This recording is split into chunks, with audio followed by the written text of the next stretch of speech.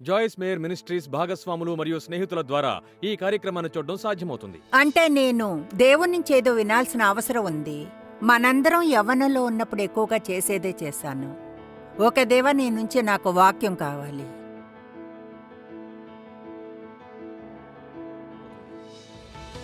నేను జాయిస్ మేయర్ని. మీరు గాయపడిన ప్రతి చోట దేవుడు స్వస్థపరుస్తాడని నమ్ముతాను.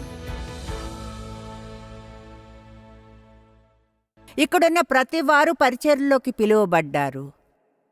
ప్రజల్ని తీసుకుని రావడానికి, వారిని తిరిగి క్రీస్తుతో సమాధానపరిచి ప్రజల కోసం ప్రార్థించడానికి ప్రతి ఒక్కరికి పరిచర్య ఉంది. నేను ఇక్కడ పైనుందన్న నాకు మాత్రమే కాదు, మీరు క్రిందున్నారని కాదు, మీరు పిలువబడ్డారు. నిజం చెప్పాలంటే మీరు ఇక్కడ పైన నిల్చున్న కొందరికంటే ప్రపంచంలో మీరే ముఖ్యమైన వారు. ఎందుకంటే నిజంగా యేసు అవసరం ఉన్న ప్రజల వద్ద ఉన్నది మీరే కనుక. యేసు అవసరం ఉన్న చాలామంది ఈరోజు ఇక్కడ కూర్చుని లేరు. ఆమేన్. ఈ విషయాన్ని ప్రజలు అర్థం చేసుకోవాలని ఎన్నో ఏళ్లుగా ట్రై చేస్తున్నాను. మనము దేవునికి ప్రతినిధులము. యాంప్లిఫైడ్ చెప్తుంది మనం ఆయన వ్యక్తిగత ప్రతినిధులమని. మన ద్వారా ప్రపంచానికి దేవుడు ఆయన అపీల్ని చేస్తున్నాడు అని. అద్భుతంగా లేదంటారా? మీరు దేవుని పర్సనల్ ప్రతినిధులు. ఆయన మీ ద్వారా ప్రపంచానికి ఆయన అపీల్ని చేస్తున్నాడు కనుక మీ ప్రపంచపు చిన్న సెక్షన్కి మీరే బాధ్యులు. అది ఏదైనా సరే. ఆఫీస్లో మీకు తెలిసిన వారు, పచారీకొట్లో మీరు డీల్ చేసే ప్రజలు, జిమ్లో మీరు డీల్ చేసేవారు, మీరు వెళ్ళిన ప్రతి చోట దేవుణ్ణి రిప్రజెంట్ చేయడం ఎంతో ముఖ్యం. అలా చెప్పడంలో మీరు వెళ్ళిన అందరికీ బోధించాలని కాదు నా అర్థం. ఆ విషయంలో అందరూ సౌకర్యంగా ఉండరు. ధైర్యం చేసి చెప్పగలను, దాంతో కంఫర్టబుల్గా ఉండరని. దేవుడు గాని ద్వారాన్ని తెరిచి మీరు ఎవరితో అయినా మాట్లాడే ఛాన్స్ వస్తే అప్పుడు అలా చేయడానికి ధైర్యం ఉండడం ఎంతో ముఖ్యం. అయితే మనం బోధించినా ఎన్నడూ ఒక్క మాట చెప్పలేం. ఆమేన్. క్రైస్తవులుగా మన జీవితాన్ని జీవిస్తూ ముఖ్యంగా ఈనాడు ఎంతోమంది ఆర్డినరీ అంటే అగ్లీ ప్రజలు ఉన్నారు అక్కడ.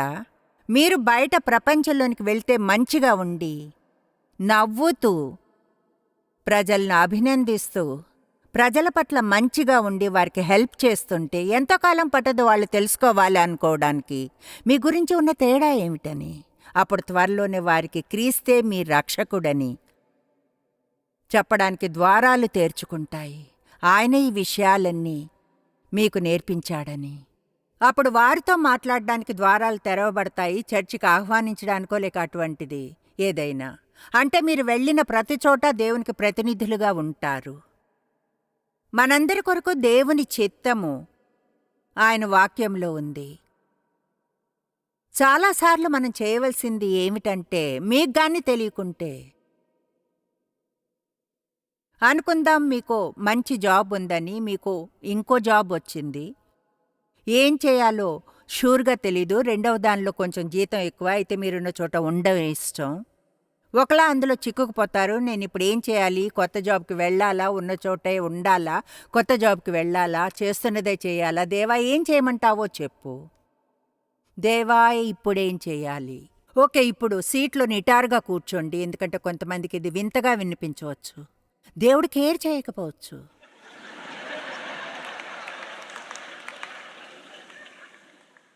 చూడండి, విషయం అదే. దేవుడు మన జీవితంలో మనకి ఎంతో అటానమీని ఇస్తాడు. మనదే నిర్ణయం అంటాడు. ఆల్రైట్, ముందుకు సాగి ఒకటి చెప్తాను. 30 ఏళ్ల క్రితం ఫేస్ లిఫ్ట్ చేసుకున్నందుకు సంతోషించండి. చూడ్డానికి అంత బాగుండేదాన్ని కాదు లేకుంటే. అయితే చూడండి, నేను అందరికీ అన్ని విషయాలు చెప్తా. ఇది 30 ఏళ్ల క్రితం విషయం. ఇప్పుడు ఇదంతా నార్మల్గా అయిపోయింది. నేను ప్రార్థిస్తూ ఉన్నాను, దేవా ఇది ఓకేనా? ఇలా చేయించుకోమంటావా లేదా చేయించుకోవద్దా? నేనేం తప్పు చేయాలనుకోను. చివరికి దేవుడు ఏం చెప్పాడో తెలుసా? అది నీ ముఖం, నీ ఇష్టం వచ్చింది చేసుకో. ఇప్పుడు కొంతమంది అనుకోవచ్చు, లేదు దేవుడు మీకు అలా చెప్పలేదని. ఎందుకంటే మనకు రాంగ్ ఐడియా ఉంటుంది. దేవుడి నుంచి ఒక మాట రావాలనుకుంటాం చేసే ప్రతిదానికి. అయితే అవసరం లేదు. మీ లోపల దేవుని ఆత్మ ఉంది. మా పిల్లలు పెద్దయ్యారు. వాళ్ళు చేసే ప్రతి కదలికను గురించి నేను చెప్పనవసరం లేదు. వాళ్ళు పెరుగుతున్నప్పుడు వాళ్ళకి చేయమని నేర్పించినవి చేస్తారు. ఆయన బహుశా ఎక్కువగా ఒక బేబీ క్రిస్టియన్గా ఉన్నప్పుడు చెప్తాడు. మీరు మరింత పరిణతి చెందిన క్రైస్తవులుగా అవుతుండగా కంటే కొన్నిసార్లు దేవుని నుంచి తక్కువగా మీరు వింటారు. ఎంతగా దేవునితో నడిస్తే అంతగా. అంటే నాకు అత్యంత అసాధారణమైన విషయాలు జరుగుతూ ఉండేవి. అంటే దేవుని నుంచి నేను ఏదో వినాల్సి ఉంది. మనం యవ్వనంలో ఉన్నప్పుడు ఎక్కువగా చేసేదాన్ని. ఒక దేవా, నీ నుంచి నాకు వాక్యం కావాలి.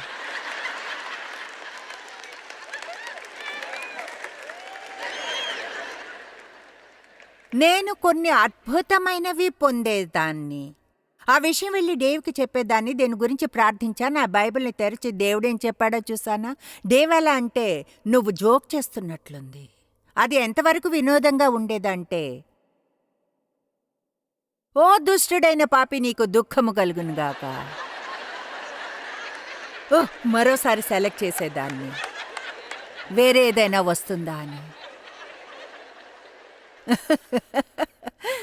ఎందుకో తెలుసా? ఎందుకంటే దేవునిలో పరిణతి చెందుతుండగా ఆయన ఆత్మతో మనము నడవాలని ఆశిస్తాడు. దేవుని స్వభావము ప్రకారంగా మా పిల్లలందరినీ ఇచ్చేవారుగా ఉండాలని నేర్పించినట్లు. అందుకే ఇప్పుడు ఎన్నడూ ఇవ్వడం గురించి వారికి ఏమి చెప్పం. వాళ్ళు ఎంత ఇస్తున్నారో లేదా ఏమి ఇస్తున్నారని అడగం. అందరూ ధారాళంగా ఉంటారు. నిజాయితీ అనేది పెద్ద విషయంగా ఉండేది. మా పిల్లలు వారి మాటను నిలబెట్టుకోవాలని బోధించాను. వాళ్ళని చూస్తుంటే ఆశ్చర్యంగా ఉంటుంది. వారి మాటను నిలబెట్టుకుంటారు. ప్రమాణం చేసే నష్టం కలిగిన మాట తప్పకూడదు. ఈనాడు ప్రపంచంలో ఏమవుతుంది? ప్రజలు మారి మాటను నిలబెట్టుకోవడం మొదలు పెడితే క్రిస్టియన్లు చాలాసార్లు లోకంలో ఉన్న ప్రజల్లానే గిల్టీగా ఉంటారు. వస్తామని చెప్పి వెళ్లకుంటే పర్వాలేదు అనుకుంటాం. ఓ, వచ్చే వారం ఫోన్ చేస్తాను, వచ్చే వారం చేయాలనే ఉద్దేశమే ఉండదు. అది వారిని వదిలించుకునే విధానం అంతే. ఎవరికైనా ఫోన్ చేస్తామని చెబితే తప్పకుండా చేయాలి. ఆమేన్. మీరంతా అనుకుంటున్నారు నేను చాలా ఫోన్లు చేయాల్సి ఉంది అని. అయితే ఒక పరిస్థితిలో ఆయన ఏం చేస్తాడో చేయడంతో మనం దేవుణ్ణి రిప్రజెంట్ చేసే విధానాల్లో ఇది ఒకటి. దేవుడు మనకేదైనా చెప్పి తర్వాత చేయకుండా ఉంటాడనుకుంటామా?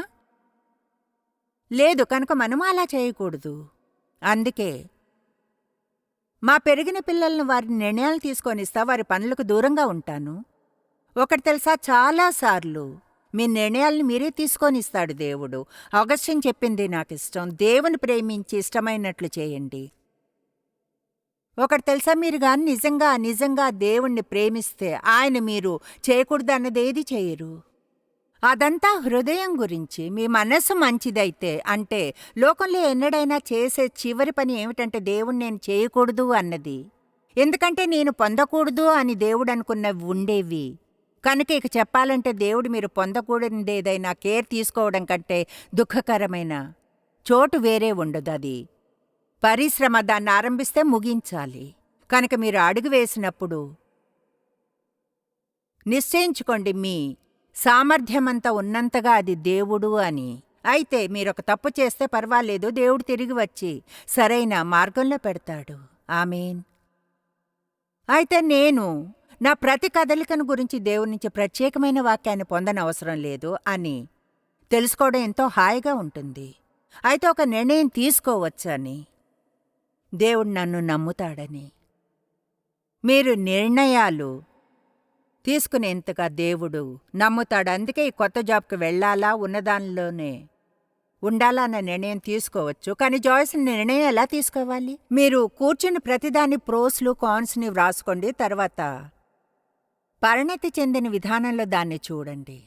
చూద్దాం, ఇక్కడ ఈ జాబ్కి వెళ్తే నాకు కొంచెం ఎక్కువ డబ్బు వస్తుంది, అది మా ఇంటికి కొంచెం దగ్గరగా ఉంది, అయితే నిజంగా నేనున్న చోటు నాకెంతో ఇష్టం, అందరూ నాకు ఇష్టమైన వారే.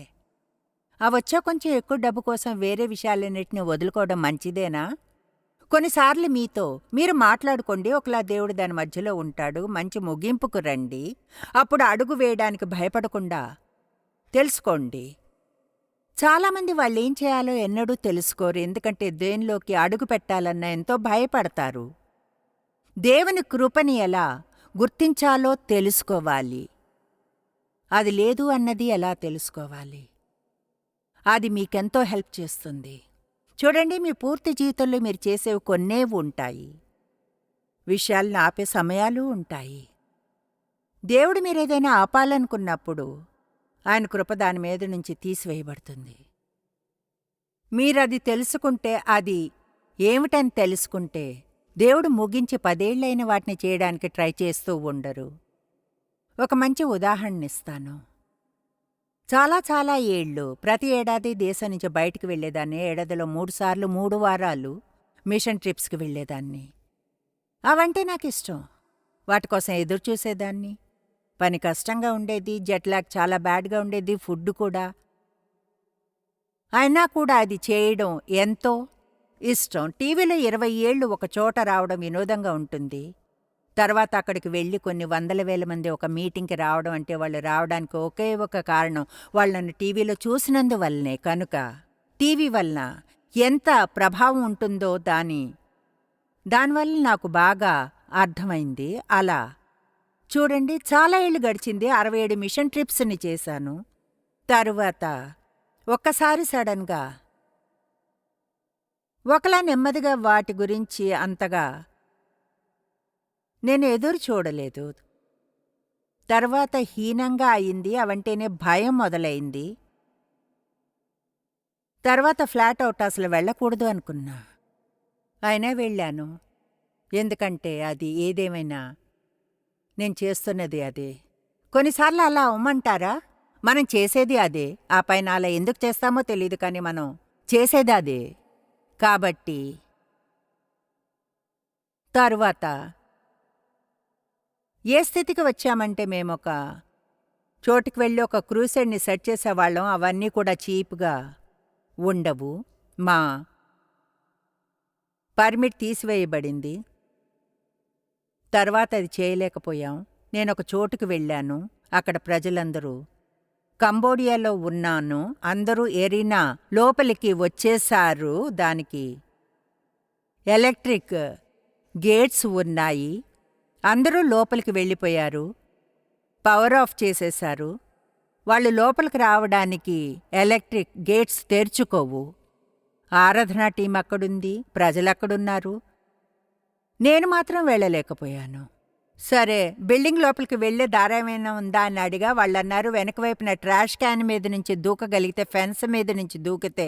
నేనేం చేశాననుకుంటారు? ట్రాష్ క్యాన్ మీదకి ఎక్కి ఫెన్స్ మీద నుంచి దూకి లోపలికి వెళ్ళాను. నా పాయింట్ ఏమిటంటే, అది మరింత కష్టంగా అవడం మొదలైంది. తర్వాత అక్కడ బ్లాక్ లిస్ట్ చేశారు.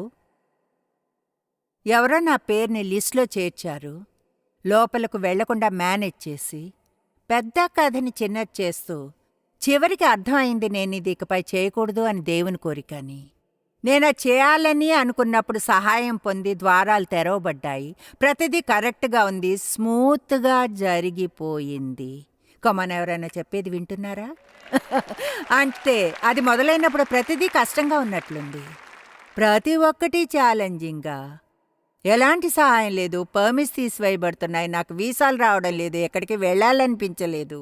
సరే, చివరికి వదిలివేయడం ఎంతో కష్టమైంది. ఎందుకంటే దాని అర్థం నేను చేస్తున్న పనులు ఇంకెవరో చేయడం చూడాలంటే నాకు కష్టమవుతూ ఉంది. అలా కాకూడదనుకున్నాను. కొన్నిసార్లు మనం ఏదైనా చాలా కాలంగా చేస్తుంటే ఒకలా దానికి అలవాటు పడిపోతాం. మనలోని ఓ భాగానికి అలా చేయాలని అనిపించదు. అయితే మరొక భాగం చేయాలనుకుంటుంది, ఇంకెవరికో వదిలివేయాలనుకోదు. కనుక చివరికి అప్పటికి నాకు దాదాపు 70 ఏళ్ళు వచ్చాయి. ఎలా అనుకున్నాను ఏమన్నా తెలుసా?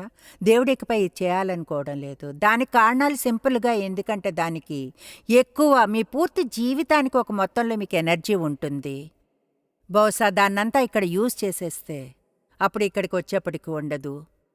చూడండి, నాకు ఇప్పుడు 80 ఏళ్ళు. విషయాలు కొంచెం కష్టంగా అవుతున్నాయి. కనుక దేవుడు నన్ను ఈ పని మానివేయమన్నాడు.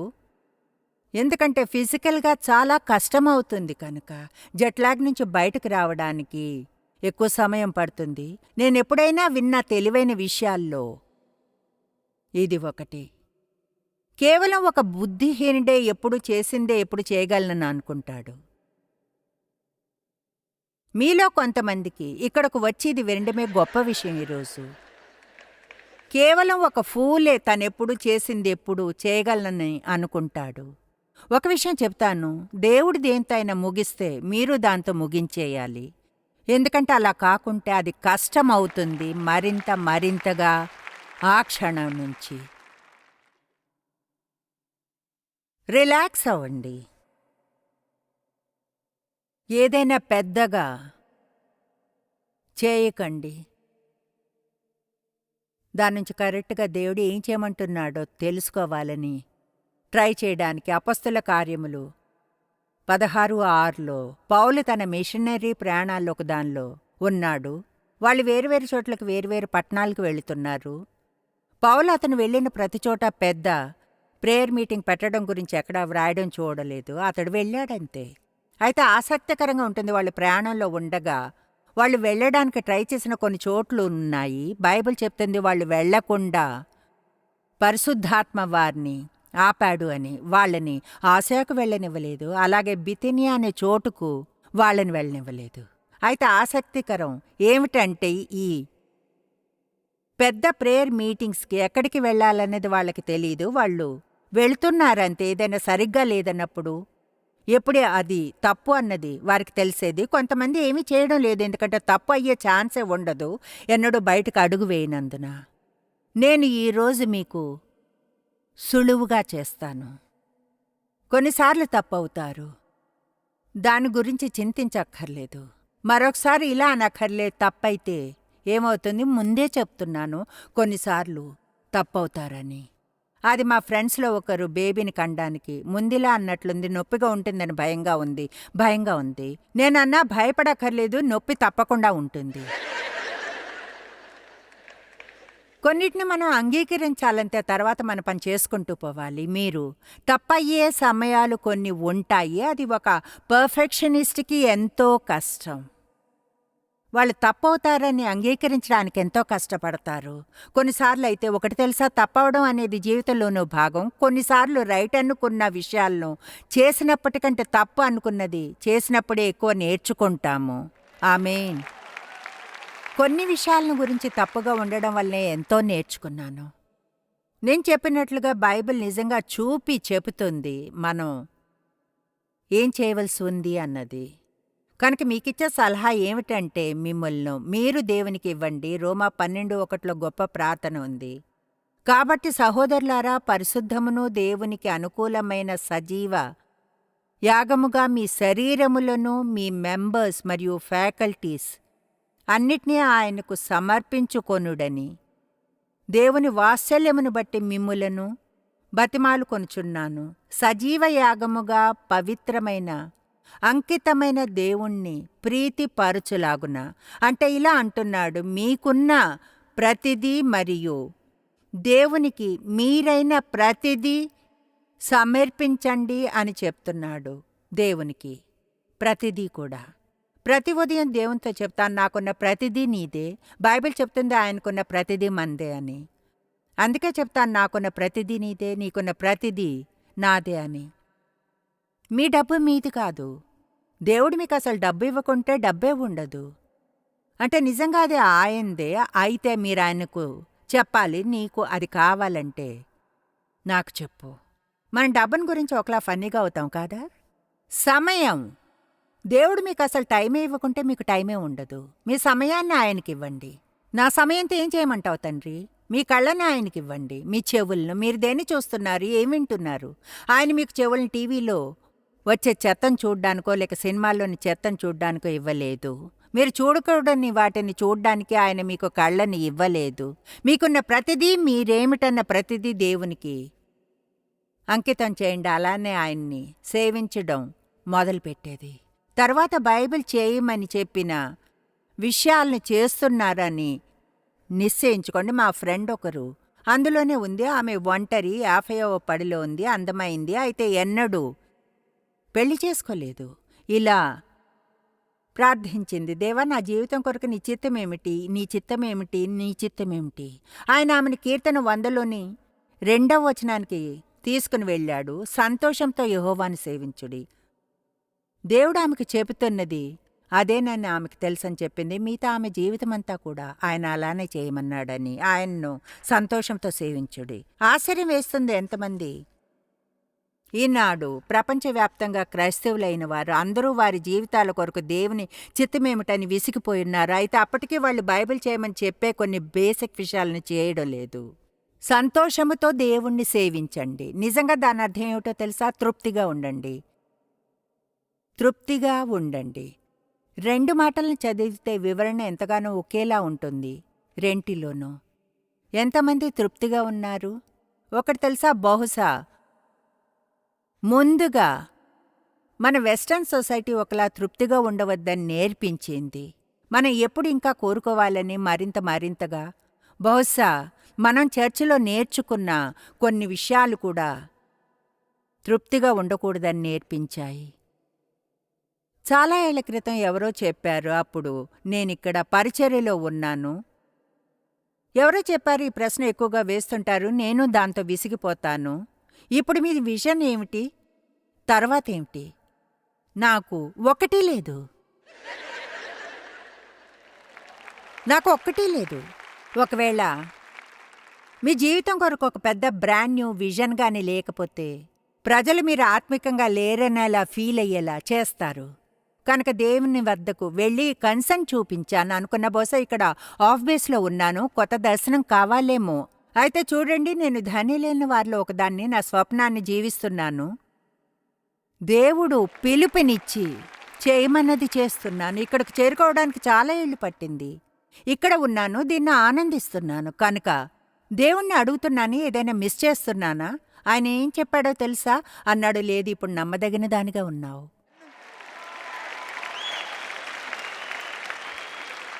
చూడండి, చాలాసార్లు మీరు ఒక చోటుకు చేరుకుంటారు. అప్పుడు దేవుడు చేయమనేదంతా అక్కడ నమ్మకంగా ఉండమనే. చాలామంది కేవలం నమ్మకంగా ఉండడంలో తృప్తి చెందనందున కష్టాల్లో పడతారు. వాళ్ళెప్పుడూ ఏదైనా కొత్తది చేయడానికి చూస్తుంటారు. అందుకే దేవుడు చేయమని చెప్పాడని నమ్మింది చేయండి. ఆయన ఒక నిర్ణయాన్ని మీకిస్తాడని అర్థం చేసుకోండి. చేసే శక్తిని మీ పూర్ణ హృదయంతో దేవుని నుంచి వినాలని, బైబిల్ చెప్పే జనరల్ విషయాలను చేయండి. తృప్తిగా ఉండండి, సంతోషంగా. ఇప్పుడు నన్ను చూడండి, దీంతో ముగిస్తాను. ఉన్న చోటనే ఆనందించండి.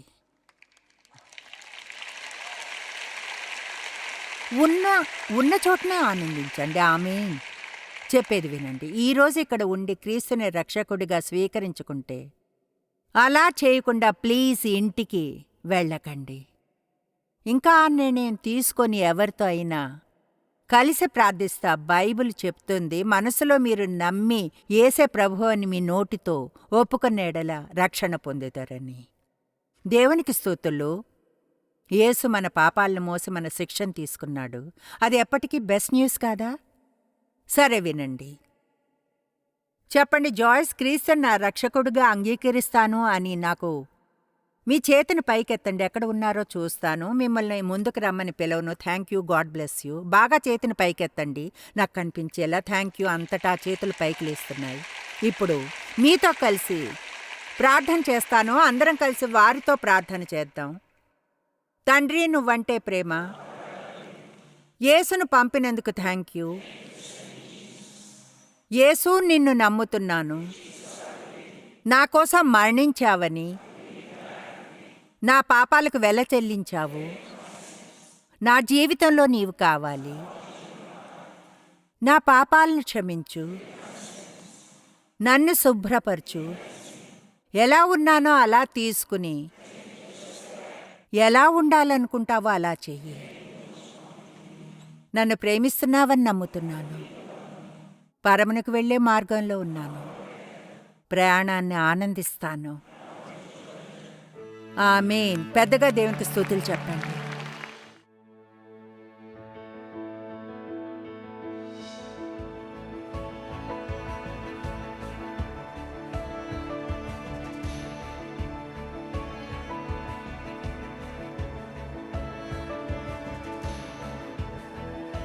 జాయిస్ మేయర్ మినిస్ట్రీస్ భాగస్వాములు మరియు స్నేహితుల ద్వారా ఈ కార్యక్రమాన్ని చూడడం సాధ్యమవుతుంది.